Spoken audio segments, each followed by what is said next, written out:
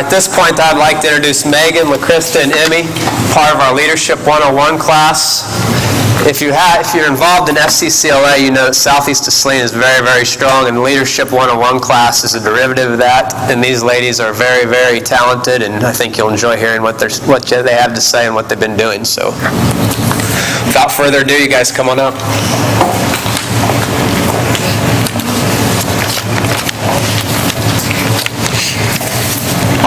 I tend to get a little chatty, so I'll just try to hit the main points. We were part of a Leadership 101 class, and I actually took it the year before LaCrista did, and then I took it again because couldn't get enough. At the beginning of the year, we always set goals of like how we can improve the school, our community, and families. And in my year, we had a lot of eco-friendly students that were really into the Going Green movement. So we decided to recycle. So we started that by calling places like Images and Saline Iron and Metal to see what all we could recycle and what it would take. And we also called the Salina Wildlife Refuge because they also recycled. And we finally settled on Images, and we started out with just paper, and we're still on that, but we have 3 categories of paper now. We also looked at Salina South's Tree Huggers group and just sort of went there, watched them, took some pictures, asked some questions of the core group. And then we had our first assembly to sort of get students in the mood to recycle, and we had some games, and Ken Ritz, the owner of Images, come out and talk to them. And then the end of the year came, and each class is usually full of a bunch of new students with a bunch of new goals. So I decided that I wanted to make it a club or some sort of organization. That way it can continue on and have officers and meetings just to sort of give it some stability.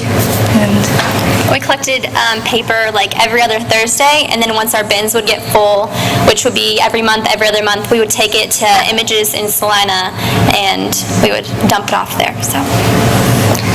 Then we got word about Trane coming and presenting, and the board approved that. And after they did, a newspaper article in the Journal came out, and it basically told like what was going on, but people just read the headlines, and it told how much the board was spending on it. Nobody actually probably read the article, maybe like the high points of it, so there was a little miscommunication there.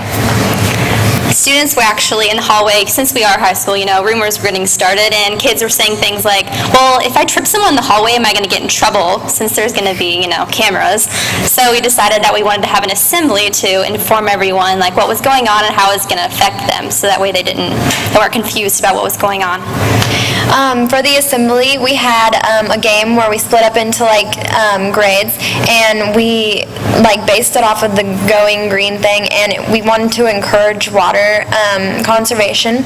And then we also had 2 speakers. Keven Ward was one of them with Trane, and Chris Montgomery from Phillips Lighting, who informed us about the changing the lights from the standard to the fluorescent. And for this upcoming year, we are looking into incorporating the BTU crew curriculum. We were trying to think it would be really great if we could get upperclassmen to teach 5th and 6th graders, because we want to also include the younger grades as well, because I think the curriculum is mainly based for them. And the Recycling Club is also looking at expanding our members and green awareness throughout the school and community. And that's about it.